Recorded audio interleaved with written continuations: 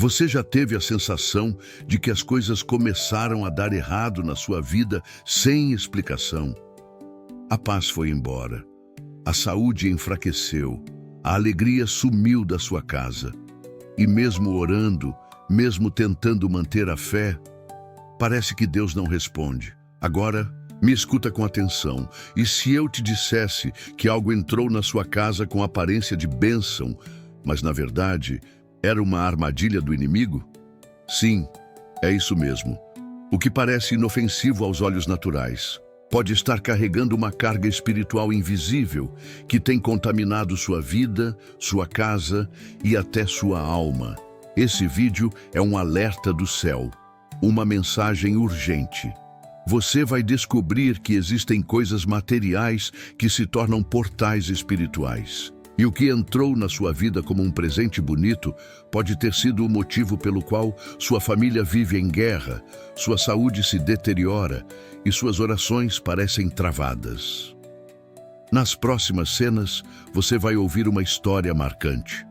Uma história real, simbólica e cheia de revelação. Mas também vai aprender, com base na Bíblia, como discernir o que vem de Deus e o que é uma armadilha disfarçada.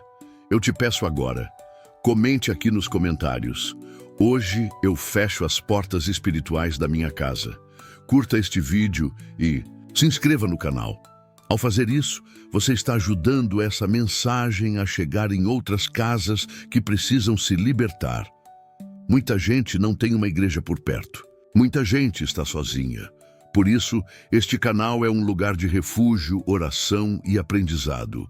E quero te avisar, o penúltimo ensinamento deste vídeo pode ser a chave espiritual que você precisava para destravar uma bênção travada há anos. Então pare o que estiver fazendo, assista até o fim, porque o que Deus vai te mostrar hoje pode mudar completamente a sua realidade. 1. O início de tudo. Um dia como qualquer outro. No interior de Goiás, numa cidade pacata chamada Mineiros, vivia uma família conhecida por sua fé simples e seu lar cheio de paz. Jonas e Lúcia, junto com os 3 filhos, Gabriel, Raquel e Samuel, levavam uma vida tranquila. Eram pessoas discretas, honestas, sempre presentes nos cultos da igreja local. A casa deles era um verdadeiro refúgio, um lugar onde a oração era constante e a alegria parecia fazer morada. As manhãs começavam com café quente e devocional em família. As crianças brincavam no quintal e Lúcia cuidava do jardim com um carinho. Jonas trabalhava como marceneiro e tinha orgulho do que construía com as próprias mãos. Tudo fluía em harmonia. Mas a rotina mudaria em silêncio e ninguém perceberia o momento exato em que a escuridão encontrou uma brecha para entrar. Foi numa tarde de sábado que Lúcia decidiu passar pela feira do centro da cidade, como fazia de vez em quando. Entre barracas de frutas, ervas e artesanato, algo diferente chamou sua atenção. Um pequeno espaço improvisado, coberto com panos escuros, exibia roupas antigas e objetos de aparência rara. As peças pareciam ter vindo de outro tempo, com tecidos coloridos, costuras elaboradas e um ar de mistério. Lúcia se encantou com uma blusa roxa de tecido fino, detalhes bordados e aparência sofisticada. Havia também um manto decorado com símbolos que ela nunca tinha visto. Achou tudo muito bonito e o preço inacreditavelmente baixo. Levou para casa como quem carrega um tesouro inesperado, acreditando ter feito um bom negócio. Ela não sabia. Mas aquele dia, aquele gesto simples, foi o início de uma mudança invisível que aos poucos transformaria completamente a atmosfera da casa. 3. Os primeiros sinais espirituais. Nos primeiros dias, nada parecia diferente. As roupas novas foram lavadas e guardadas com cuidado. Lúcia, animada, comentou com as vizinhas sobre a sorte de ter encontrado aquelas peças tão especiais. Os filhos também mostraram interesse. Gabriel, o mais velho, usou a blusa roxa em um culto, sem imaginar o que carregava sobre o corpo. Foi depois disso que as mudanças começaram. Na primeira noite, Gabriel acordou sobressaltado, tomado por um medo que não sabia explicar. O quarto parecia mais escuro do que o normal. Ele suava frio e sentia como se alguém o observasse da penumbra. Na manhã seguinte, tentou não dar importância, mas aquilo se repetiu. Raquel, que até então era uma menina doce e tranquila, começou a mudar seu comportamento. Irritação, respostas ríspidas, um olhar mais pesado. Era como se algo tivesse bloqueado sua alegria natural. Samuel, o mais novo, passou a reclamar de dores de cabeça e um cansaço constante, mesmo após uma noite inteira de sono. Jonas e Lúcia também começaram a sentir a diferença na atmosfera da casa. O clima leve deu lugar a um ambiente mais tenso, mais denso.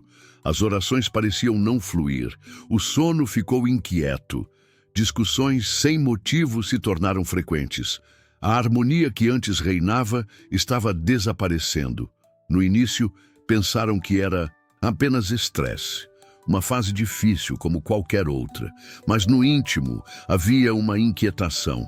Era como se algo estivesse deslocado, como se uma presença silenciosa estivesse ali dentro, roubando aos poucos a paz que um dia foi abundante. E, sem perceberem, a casa havia deixado de ser refúgio e se transformado num campo de batalha invisível. 4. O peso invisível dentro de casa, com o passar dos dias, o que antes era apenas desconforto, se transformou em um fardo espiritual quase palpável. A casa, outrora cheia de vida, tornou-se silenciosa. Não um silêncio de descanso, mas um silêncio estranho, como se o ar estivesse pesado demais para carregar palavras. Gabriel, o filho mais velho, começou a se isolar.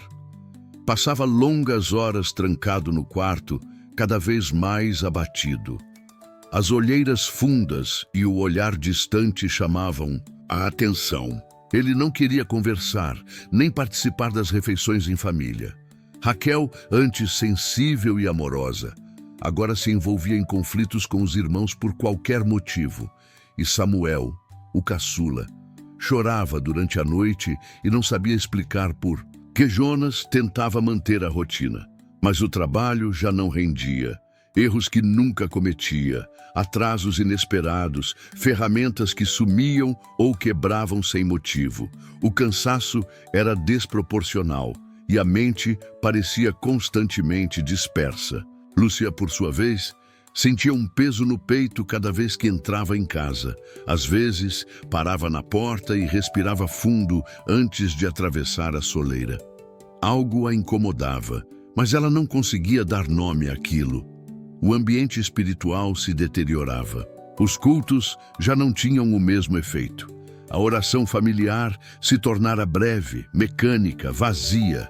A leitura da palavra parecia bloqueada, como se houvesse um véu entre eles e a presença de Deus. O lar cristão, que antes transbordava louvor e gratidão, agora estava sufocado por uma névoa invisível. Mesmo sem entender racionalmente, todos sentiam. Algo havia entrado ali, algo que não pertencia àquela casa. Mas o que seria? E por que aquilo começava justamente agora? Lúcia voltava em pensamento aquela tarde na feira. As roupas, a sensação estranha que teve ao tocá-las.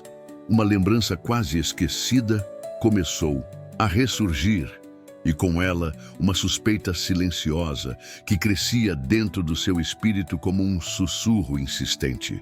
5.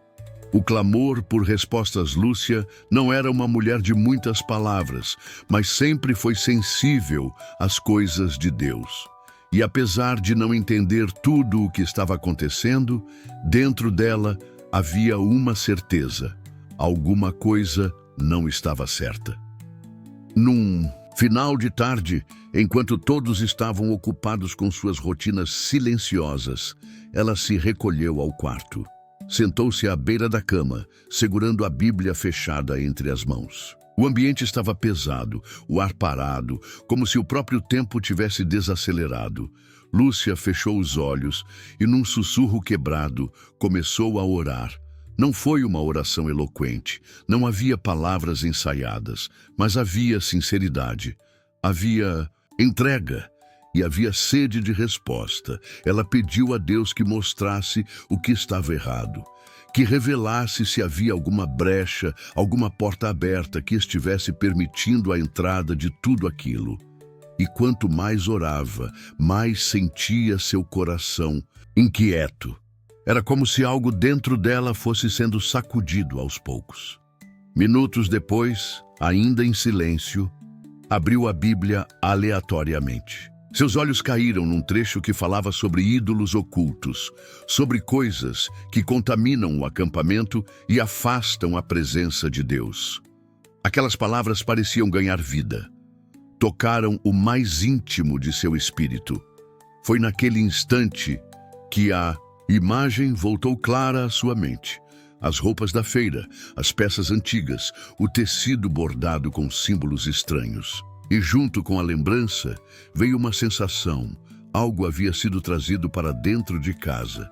E aquilo não pertencia ao ambiente de paz e santidade que um lar cristão deveria carregar.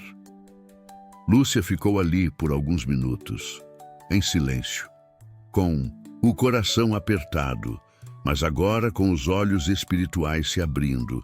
Ela não tinha certeza de tudo, mas sabia o suficiente. Aquela era a primeira resposta do céu. E era hora de buscar mais. 6. A busca por orientação espiritual. Nos dias seguintes, Lúcia não conseguia mais ignorar o que sentia. A inquietação espiritual não dava trégua. Cada vez que entrava no quarto onde estavam guardadas as roupas da feira, seu corpo reagia. Um calafrio subia pela espinha. O ambiente parecia mais frio, mesmo sob o calor do fim de tarde. Aquela sensação era clara demais para ser coincidência. Mesmo sem explicação lógica, ela sabia. Havia algo errado com aquelas peças. Jonas, a princípio, resistiu à ideia. Achava que era exagero, mas bastou uma noite de pesadelos e insônia em que acordou com uma sensação de peso sufocante sobre o peito para que sua opinião mudasse. Na manhã seguinte, ele mesmo tomou a iniciativa. Disse que era hora de buscar alguém da igreja, alguém que tivesse experiência espiritual para ajudá-los a discernir o que estava acontecendo. A igreja que frequentavam era simples, o jovem pastor Elias, homem bom e seu vizinho.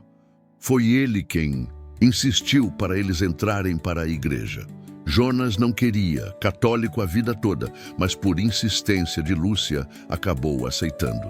E embora fizesse sentido que deveriam falar com o pastor Elias, Lúcia, com uma voz incerta, fez uma proposta que ninguém na casa teria esperado.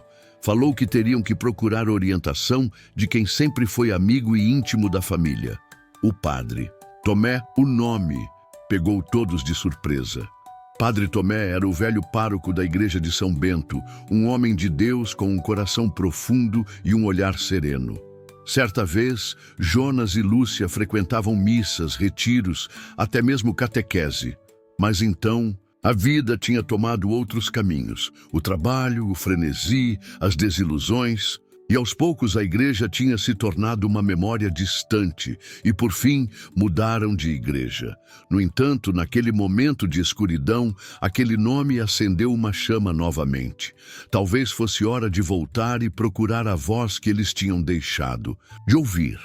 Padre Tomé não aparenta, mas já tem mais de 90 anos e é um estudante apaixonado e professor de filosofia e teologia em grandes universidades e em colégios de padres. Foi ele quem celebrou o casamento de Lúcia e Jonas e também havia batizado seus 3 filhos. No dia seguinte, eles apareceram na paróquia sem aviso. Era uma manhã de segunda-feira. A porta estava semi-aberta e o cheiro de incenso ainda pairava. No ar, encontraram o padre Tomé sentado num banco a ler o evangelho do dia.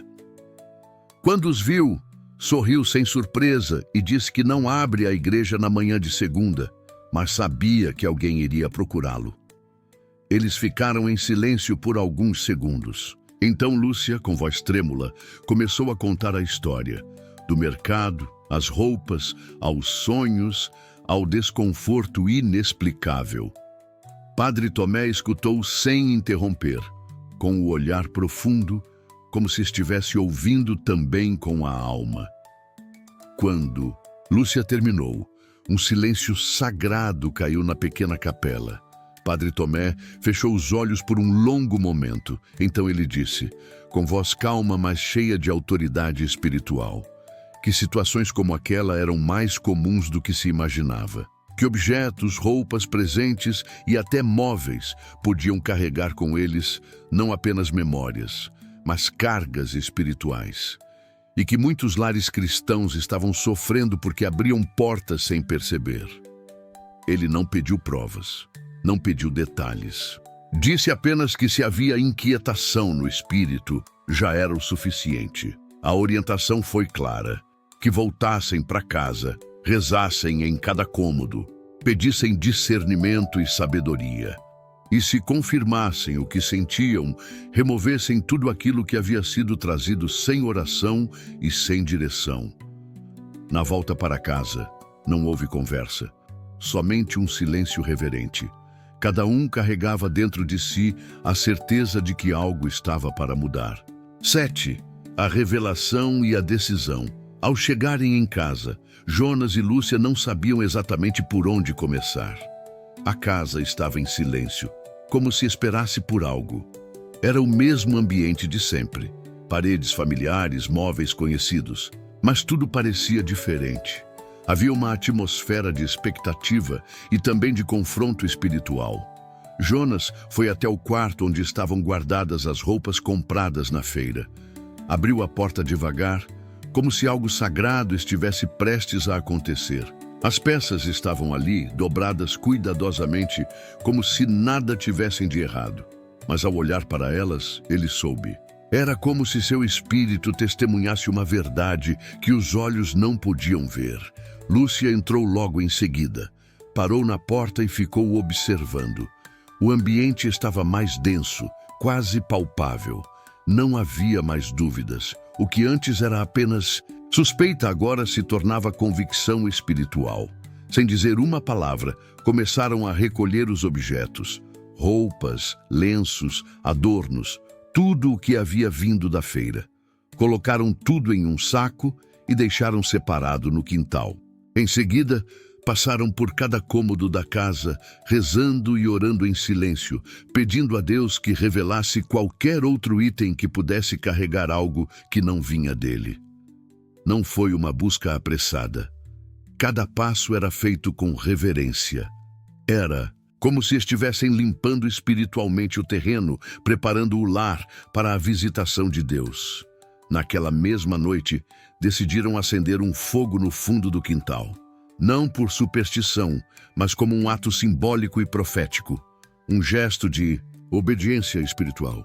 Um rompimento definitivo com aquilo que havia sido trazido sem discernimento. O fogo começou pequeno, mas logo cresceu. As roupas arderam rápido, soltando uma fumaça densa e escura. O cheiro não era comum. Havia algo estranho no ar, uma mistura de tecido queimado com um aroma amargo, como se o próprio ambiente estivesse reagindo ao que estava sendo quebrado. Enquanto o fogo consumia cada peça, Jonas rezava o terço em voz alta, coisa que não fazia há anos. Os filhos ficaram sem entender, e Lúcia explicou que isso vai acontecer todos os dias. Ave Maria, Santa Maria e Pai Nosso repetiam com uma fé nunca vista. Pedia perdão por abrir a porta sem perceber. E declarava que, a partir daquele momento, a casa estaria consagrada novamente ao Senhor. A fumaça subia, o céu escurecia, e no coração daquela família, algo começava a se alinhar novamente. 8. A limpeza espiritual começa. Na manhã seguinte, algo estava diferente. O ar parecia mais leve. A luz do sol, que antes mal atravessava as janelas, agora enchia os cômodos com suavidade. Lúcia foi a primeira a perceber. Ao abrir a porta da cozinha, sentiu uma paz que há dias não habitava ali. Uma paz silenciosa, como um sopro de Deus, como se o ambiente tivesse sido devolvido ao seu propósito original. abriu um baú há anos guardado e colocou novamente seus santos nos lugares. Nossa Senhora ganhou um lugar de destaque e o crucifixo presente de sua mãe voltou à parede da sala. Jonas acordou descansado. Não havia pesadelos, nem insônia. Dormira em paz. Ao levantar-se, caminhou pela casa com um olhar atento. Sorriu aliviado ao ver os santos. Cada espaço parecia ter sido purificado. O clima tenso que antes envolvia o lar havia desaparecido. Era como se o ambiente tivesse sido realinhado espiritualmente. As crianças também apresentaram mudanças, mesmo estranhando o novo comportamento dos pais. Elas não se lembravam. Gabriel, que andava apático e recluso, desceu para o café da manhã com um semblante mais leve. Raquel ajudou a mãe na cozinha sem reclamar, algo que não fazia há dias. Samuel, o caçula, ficou perguntando o que eram. Os homenzinhos antes de correu para o quintal rindo, como se um peso tivesse sido retirado de seus ombros. O ambiente familiar começou a se recompor. As conversas voltaram, o riso reapareceu. O clima de oração, que havia sido sufocado, voltou a ocupar seu lugar na rotina da casa. Naquele fim de tarde, a família se reuniu na sala para rezar. Lúcia e Jonas explicaram para eles sobre o catolicismo e seus ritos. Eles agora acordam de madrugada para rezar com o Frei Gilson, não por obrigação, mas por gratidão. Todos os dias ali, de mãos dadas, eles agradeceram pela revelação, pela coragem de obedecer e pela paz restaurada. Não tem mais medo. A casa, que antes havia sido invadida pelo invisível, agora estava cheia da presença de Deus. Era o renovo depois da tempestade. E embora não soubessem explicar tudo, sabiam que algo havia sido vencido no mundo espiritual. 9. A paz volta ao lar com o passar dos dias. A transformação se tornava ainda mais evidente. A atmosfera da casa havia mudado por completo. O que antes era opressão, agora era leveza. O que antes era conflito, agora era comunhão. A presença de Deus podia ser percebida em detalhes, nos gestos, nos sons, nas pequenas rotinas que haviam sido esquecidas. Jonas sentiu que era hora de dar um passo além. Não bastava apenas remover o que havia trazido contaminação espiritual. Era preciso estabelecer princípios novos. Era preciso consagrar, de forma clara e pública, aquele lar ao Senhor. Num domingo pela manhã, após a missa na igreja de São Bento, Jonas convidou o padre Tomé para benzer sua casa e seus filhos. O padre Tomé aceitou o convite e, com água benta nas mãos, começou a abençoar cada ambiente. Passou pelas portas, janelas, quartos e corredores. Em cada canto, uma oração era feita. Não para repetir fórmulas, mas para declarar com autoridade que aquela casa pertencia ao Espírito Santo. Lúcia trouxe a Bíblia e a colocou aberta sobre a mesa principal da casa. A palavra seria, dali em diante, o centro daquele lar. Não apenas um objeto decorativo, mas um sinal visível de que a verdade de Deus guiaria cada decisão. As crianças, mesmo sem entender todos os detalhes espirituais, participaram com respeito. Raquel gostou de rezar Santa Maria Baixa. Gabriel permaneceu em silêncio com os olhos fechados. E Samuel observava tudo com atenção e também quer um escapulário igual ao da mãe, que mesmo descascado, voltou ao pescoço. Havia reverência no ambiente, havia temor santo, havia a certeza de que Deus estava ali, restaurando, firmando, protegendo. Naquela semana, Jonas foi procurado por um antigo cliente que havia desaparecido. Um projeto que estava travado havia meses, finalmente foi aprovado. Lúcia recebeu uma notícia boa do médico. E pela primeira vez em semanas, toda a família dormiu tranquilamente por 7 noites seguidas. Mesmo acordando de madrugada para o Rosário com o Frei Gilson despertam revigorados. Mesmo com um pouco de sono, estão fortes e renovados. O lar que havia sido tocado por sombras, agora era novamente um altar de luz.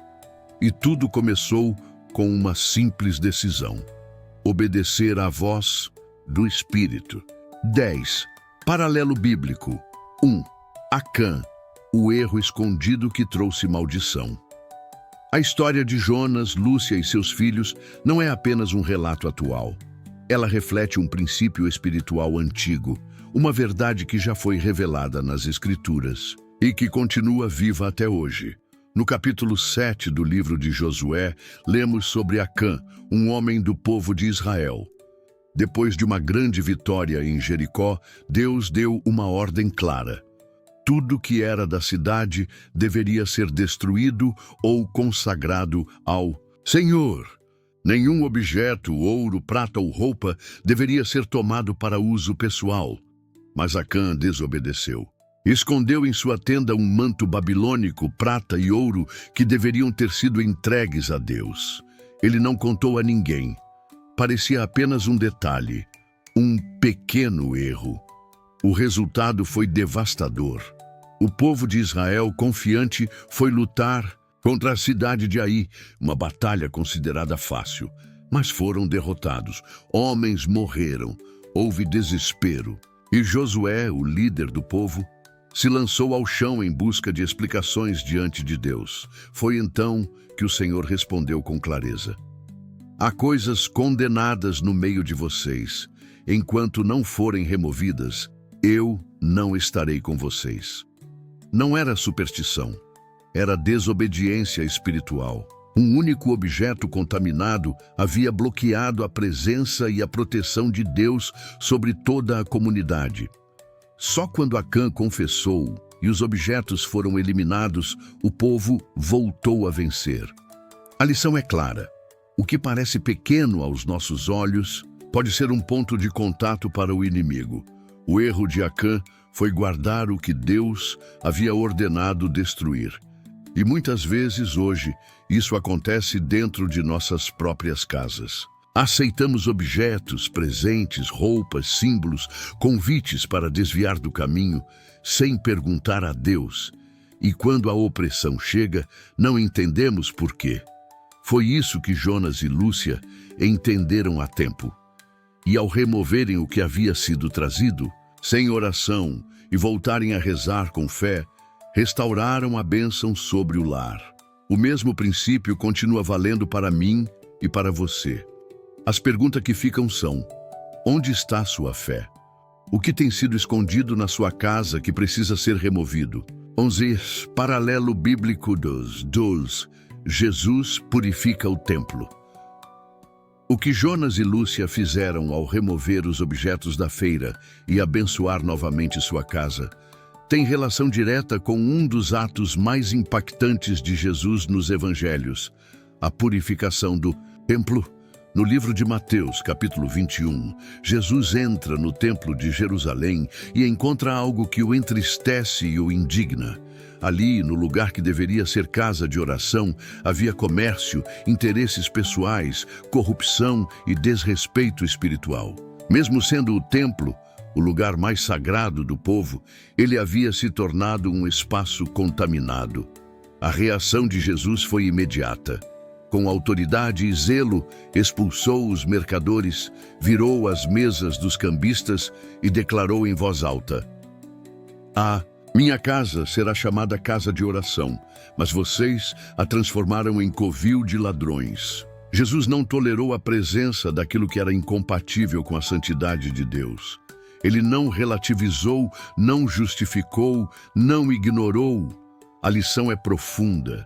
Se o próprio Filho de Deus não permitiu que coisas impuras permanecessem no templo, o que dirá de nós, que muitas vezes deixamos que objetos, hábitos e influências estranhas permaneçam dentro dos nossos lares? A casa onde vivemos, quando abençoada, também se torna um templo da presença de Deus. E da mesma forma que Jesus fez no templo físico, nós também somos chamados a purificar o ambiente onde habitamos. Foi isso que Jonas e sua família fizeram. Ao identificarem que algo estranho havia entrado, não hesitaram em agir. Decidiram remover, quebrar, queimar e restituir à casa o que ela tinha perdido. A presença do Espírito Santo e a intercessão da Virgem Maria. E o mais belo é que logo após purificar o templo, Jesus curou enfermos ali. Porque onde há limpeza espiritual, há manifestação de glória. Talvez esse seja o tempo de você também virar algumas mesas dentro da sua casa. Talvez existam hábitos, objetos, lembranças ou decisões que precisam ser confrontadas. E quando você fizer isso, com fé e obediência, prepare-se. O céu vai se manifestar de novo no seu lar. 12. Paralelo bíblico. 3. Os magos de Éfeso, queimando o que os afastava de Deus. No livro de Atos, capítulo 19, encontramos uma das passagens mais simbólicas do Novo Testamento sobre rompimento com o oculto e purificação espiritual. O apóstolo Paulo pregava com autoridade na cidade de Éfeso, onde muitas pessoas viviam envolvidas com magia, feitiçaria e práticas espirituais ocultas. Quando ouviram a mensagem do Evangelho e experimentaram o poder de Deus, foram profundamente tocadas. E não bastou apenas acreditarem, eles decidiram agir. A Bíblia diz que muitos dos que haviam praticado artes mágicas trouxeram seus livros e objetos ligados ao oculto e os queimaram publicamente diante de todos. Esses materiais representavam não só um passado de engano espiritual, mas também portas abertas para influências malignas. A atitude foi radical. A destruição dos objetos foi um ato simbólico, mas também espiritual. Um gesto de arrependimento, de separação, de entrega total. O texto diz que o valor dos itens queimados era altíssimo, mas isso não importava. O que estava em jogo não era o preço material, e sim a liberdade espiritual que eles queriam alcançar. E o resultado? Assim a palavra do Senhor crescia poderosamente e prevalecia. Atos capítulo 19, versículo 20. A lição é clara. Quando algo nos afasta de Deus, não se negocia, se elimina. Não importa se é bonito, valioso ou sentimental. Se abre uma brecha, precisa sair. Jonas e Lúcia não sabiam dessa passagem quando decidiram queimar as roupas trazidas da feira. Mas no mundo espiritual, fizeram o mesmo que os crentes de Éfeso fizeram há 2000 anos.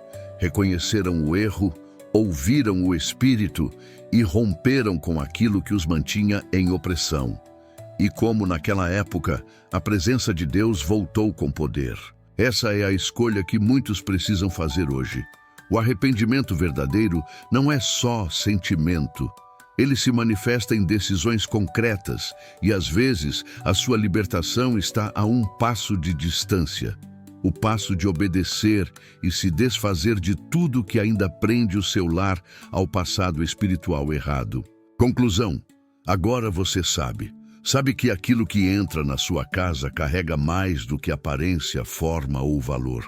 Pode carregar ambientes espirituais, memórias invisíveis, marcas de dor ou rebelião. E sabe também que o inimigo não precisa de autorização explícita para agir. Basta uma brecha, basta um objeto aceito sem discernimento. Basta que a gente não pergunte a Deus antes de trazer algo para perto. A história que você ouviu não é só sobre uma família, é um espelho, um alerta, uma convocação para todos que estão vivendo batalhas silenciosas sem explicação. Talvez você esteja enfrentando confusão, tristeza, doenças recorrentes, brigas familiares, bloqueios financeiros, uma sensação de opressão constante.